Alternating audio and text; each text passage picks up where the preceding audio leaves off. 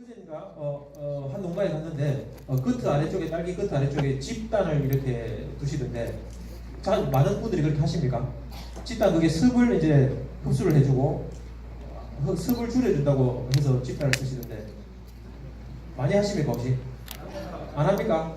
습도와 관련해 보다 보면 이제 그 해진 이후부터 자정까지는 상대 습도를 높이면 좋을 것 같고요. 그리고 오전에는 상대 습도를 좀 낮추면 좋을 것 같은데 그와 같이 이제 꼭 집단 아니라도 뭔가 습을 방출해주고 흡수해줄 수 있는 그런 어떤 시스템들이 있게 되면 해가 지고 난 이후에 저희는 난방을 하지 않습니까? 난방을 한다 하더라도 거기에 대한 보습제들이 이제 습을 방출을 해줄 것이고 오전에 환기창을 열어서 기온이 차가운데도 불구하고 환기창을 가끔 열어서 습을 빼주는 전략이 매우 중요한데 그런 것들이 또 습을 흡수를 해준다면 얼마나 좋지 않을까 하는 생각이 듭니다. 하지만 집단이 얼마나 큰 효과가 있을지는 모르겠지만 그런 아이디어를 가지고 있다는 것은 좋은 생각인 것 같습니다. 예, 질문이 있는데요. 질문하려는 게 지금 그 말씀하시는 중에 좀 내용이 나오는데 그 해질녘의 상대 습도를 높여주는 목적이 네. 뿌리를 통해서 흡수된 물과 양분이 기공 그 증산 통로로 그 소실되는 것을 막고 그걸 체내에 가둬서 물과 양분을 가둬서 그게 체내의 수분의 압력에 의해서 어린잎이나 이런 쪽으로 그 칼슘을 배분을 시키기 위해서 그걸 좀 배분해주기 위한 네. 목적인 것 같아요. 네네. 예. 그 부분에 대해서 좀 더 부연해서 설명을 듣고 싶고 그러면은 그 어린잎이나 꽃받침이나 이런 부분 있잖아요. 네. 꽃이라든가 이런 네. 부분에 물이나 양분이 공급되는 거는 그 야간 해질녘 이후에 습도가 높아졌을 때에만 공급이 되는 건가요? 물이요? 물과 칼슘. 칼슘이요? 우선 칼슘에 대해서 지금 좀 10분 얘기하다가 나온 전략이기 때문에 칼슘을 분배시키기 위해서 이런 전략을 이제 주로 쓰는 건데 그 습도를 이렇게 가두는 목적이 뭐냐하면 칼슘이 잘 가지 않는 그런 세포 쪽으로 분배를 시키기 위해서 하는 겁니다. 우리 그 과탁 있죠? 과탁 부분이라든지 그리고 어린 세포들 같은 경우에는 어린 잎들 같은 경우는 아직 나오지도 않았고 개장도 안 됐지 않습니까? 그런 조건에서는 기공이 있다 하더라도 걔가 정산을 잘 못하게 되고 물이 그곳으로는 잘 가지가 않아요. 하지만 오후에 상대 습도를 가동으로 인해서 주간에 열심히 뿌리가 물을 흡수를 했죠. 물을 흡수를 이제 했는데 그런 버릇이 있기 때문에 얘가 상대 습도가 갑자기 확 높아지게 되면 물이 어디로 가야 되겠습니까? 뿌리는 물을 흡수해주고 갈 데가 없겠죠. 그러다 보면 잎으로 가든지 아니면 어린 잎 기공이 없어서 흡수를 잘 못하는 그런 어린 잎으로 압력에 의해서 같이 칼슘도 같이 분배가 되는 거죠. 뿐만 아니라 과탁 또한 그곳에는 기공이 별로 없을 것 같은데 그것 또한 물 따라서 물이 밀려가기 때문에 거기에 물에 녹아져 있던 칼슘이 분배가 되기 때문에 어린 세포 그리고 과탁에 있는 세포벽들이 칼슘이 분배되고 있는 세포벽들이 강화가 되는 거죠. 그래서 이제 그 뒷분을 줄일 수 있다는 겁니다. 칼슘이 어린 세포 쪽으로 가장 잘 가고 하는 게 칼슘은 너무 무거운 어떤 그런 원소죠. 그래서 스스로 체내에서 이동을 잘 못합니다. 부족하다고 해서 스스로 가서 세포벽이 되어주고 그러지 못하기 때문에 물 따라서 가게 되는데 칼슘을 분배시키기 위해서 물을 그쪽으로 공급을 많이 해야 되겠죠. 물을 많이 공급시킬 수 있는 게 바로 근압을 이용하는 겁니다. 주간에 열심히 일하던 그런 뿌리가 계속 물을 흡수하기 때문에 하우스 내부의 상대 습도로 확 가다 버리면 뿌리의 압력이 높아지게 됩니다. 그러다 보면 물이 가지 않던 어린 세포에까지 가게 되고 즉 말해서 물이 가는 곳에는 칼슘도 따라서 가기 때문에 어린 세포의 칼슘 분배 찬스를 더 높여주는 거죠. 그래서 이제 세포를 강화시켜주기 때문에 그 T분이 줄어든다는 개념입니다. 시술 맞은 불문자가 생겼는데 이제 9월에 정식하고 10월 뭐 이쯤까지는 보온을 하지 않죠. 식창을 받지 않거든요. 네. 계속 열어놓는데 그럼 야간에도 상대 습도가 이렇게 높게 올라가지 않을 거라고요? 네네. 그럼에도 불구하고 9월, 10월 이때는 T번이 생기지 않는 이유는 어떤 9월, 10월에 T분이 생기지 않는 이유. 예, 요즘 뭐 T번 생길 때가 아니잖아요. T분이 발생하는 그 주 원인이 상대 습도가 높고 상대 습도가 낮아서 상대 습도가 직접적으로 T분에 영향을 미치는 건 아닙니다.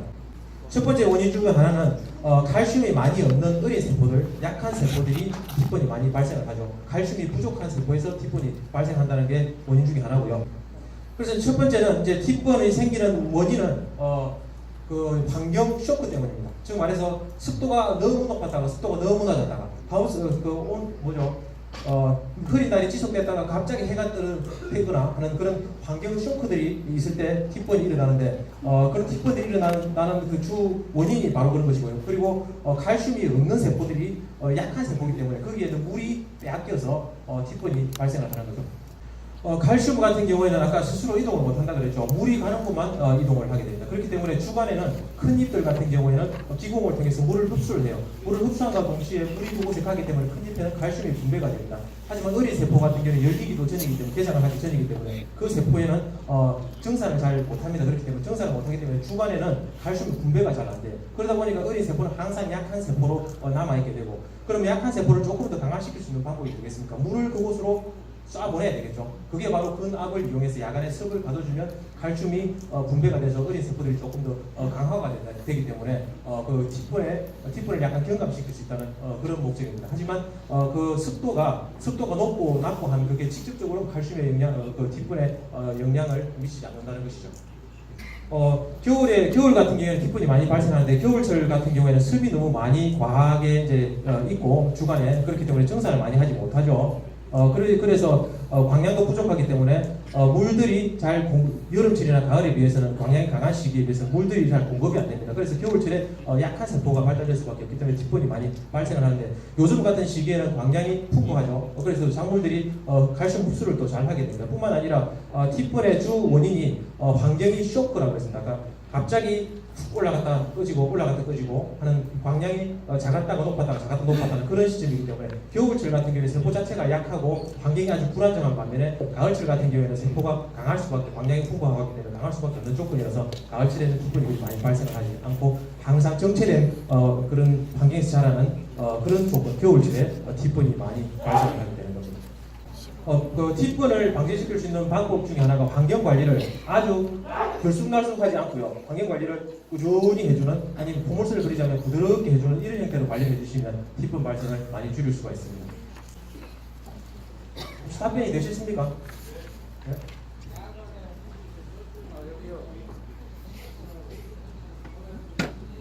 야간의 적정 온도, 예.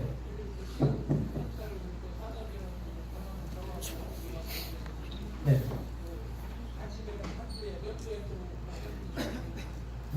그 야간과 이제 오전에 온도 관리에 대해서 이제 물어보시면 변온 관리를 해야 되는지, 언제 몇 도를 해줘야 되는지 그런 질문을 하셨습니다. 야간의 적정 온도는요, 해지고 나서 아침까지 적정 온도는 8도씨입니다. 7도씨나 8도씨 정도고요. 그리고 이제 그 변온 아까 말씀하셨는데 그 생육 속도나 착색을 조금 빨리 돌리기 위해서 야간 온도를 조금 올리시는 분도 있을 것 같은데, 오후에 그 자정이 지난 그 늦은 밤에 새벽에 온도를 올리시려면 한 1도씨 정도 올리시면 큰 문제는 없습니다. 그래서 8도씨를 하셔도 되고, 8도씨를 하시되 온도를 조금 올리시는 분들 같은 경우에는 야간 온도 올리게 하시는 분들은 자정 이후에 한 1도씨 정도를 올리시면 될 것 같고요. 오전에 난방기 세팅 같은 경우는 8도씨에서 이제 오전에 난방이 될 것 같습니까? 해 뜨기 전부터 결로를 방지시키기 위해서 조조 가온을 하게 되는데, 조조 가온을 통해서 그 오전에 온도가 도달하는 목표치가 있을 것인데, 난방기는 한 17도, 18도 정도로 세팅을 해주시면 되고요. 그 외에 저희가 목표하는 온도가 아까 23도씨였지 않습니까? 아주 맑은 날 23도씨였고, 흐린 날 같은 경우에는 17, 18 정도로 유지가 된다고 말씀을 드렸죠.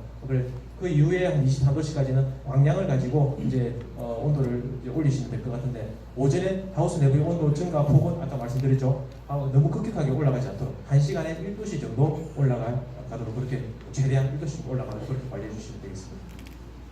근압에 의해서 일액이 발생이 되고 그럼으로 인해서 티폰이 예방이 된다고 들었는데요.